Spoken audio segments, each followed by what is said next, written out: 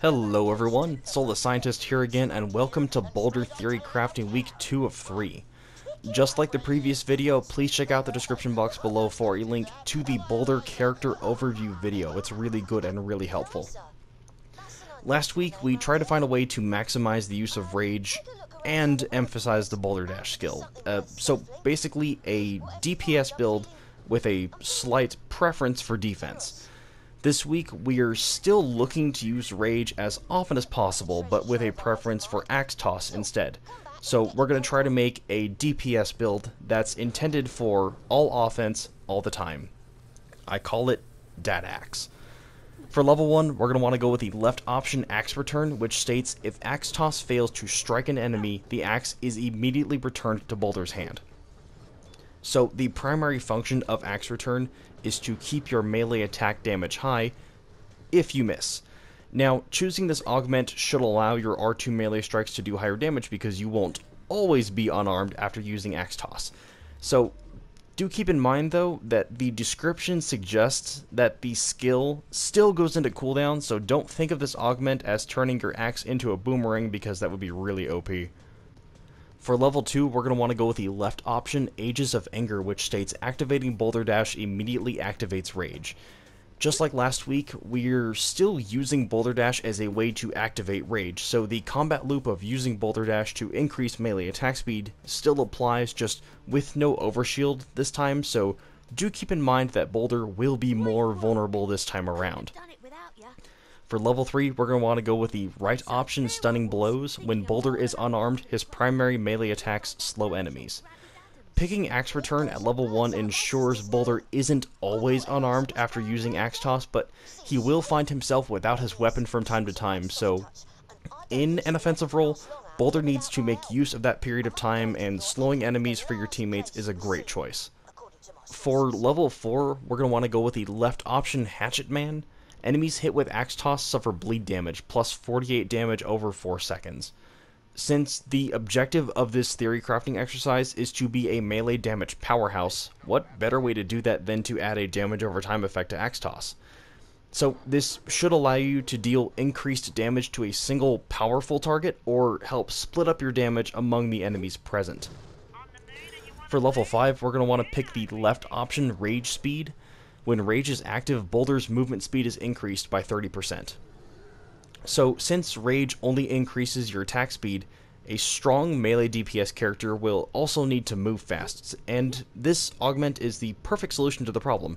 So, the faster and stronger you are, the more quickly you should be able to dispatch enemy groups, which I think is a job well suited to a vertically challenged, angry humanoid with a rather large axe.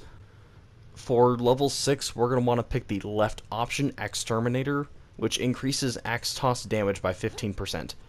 With this exercise, the use of Boldur Dash is primarily a means with which to close distances quickly and activate Rage. So, while useful, this one is more about using his axe, so we're going to put the extra 15% there. For level 7, we're going to want to pick the left option, Wild Blood, which increases the damage of all of Boldur's melee attacks by 18%. So, an 18% damage boost for melee attacks is easily one of the best possible upgrades for a melee assault character. So, starting at this level, Boldur becomes a force to be reckoned with against a single powerful enemy, even without using his ultimate ability. So, the combat loop might go something like Axe Toss with the 15% damage buff, and that results in 48 bleed damage over 4 seconds. Then use Boldur Dash, that activates Rage. Then you have faster melee attacks with an 18% buff. Then whatever you're hitting is going to be super dead pretty quickly. For level 8, I picked Impatience, which is the right option. It reduces Boldur Dash cooldown by 20%. For this exercise, this choice really could have gone either way. Last week I chose increased distance over a cooldown reduction, but since Boldur Dash is slightly less important this time, a cooldown reduction of a few seconds really isn't too bad of a choice. For level 9, we're going to want to go with the right option, Death and Axes. Killing an enemy with Axe Toss grants Boldur additional maximum health. Health bonuses reset on death, plus 50 max health per stack with a maximum stack amount of 5. So this augment is more or less the default choice because we chose Axe Return for level 1, so the other augment of a 20% cooldown reduction for Axe Toss when you pick up the axe doesn't really apply because if you throw and miss, the axe just comes right back. More health is never a bad thing, especially if lethal bleed damage from level 4's Hatchet Man augment creates a stack, but unfortunately that's not information I have right now. And finally, for level 10, we're going to want to pick the left option, Runes of Rage, which states, while Runes of Power is active, striking an enemy with Boldur's melee attack immediately activates Rage. One of the key features of this Helix build is that it still has the same triple Rage activator. So, Rage, of course, now activates from 3 sources. 1, killing an enemy, 2, activating Boulder Dash, and 3, a melee attack while Runes of Power is active. The upside to this is that melee strikes while Runes of Power is active do not consume the magic, so you can reactivate Rage without using Boulder Dash, which would of course consume part of the Runes of Power magic. The possible upside is that if any of those 3 proc while Rage is active, which then of course would reset the Rage timer, then you could potentially have Rage active for as long as there is something near enough to you to hit. So thus far for weeks 1 and 2, we've seen how Boldur can be a strong melee DPS contender with both preferences for offense and defense to suit your individual playstyle, but still focused on how to maximize the effectiveness of his Rage ability. So next week we're going to go to the other end of the spectrum and see how Boldur can fulfill the tank role and use his Rage to be even tankier? Is that a word? Alright, look, he's going to be harder to kill.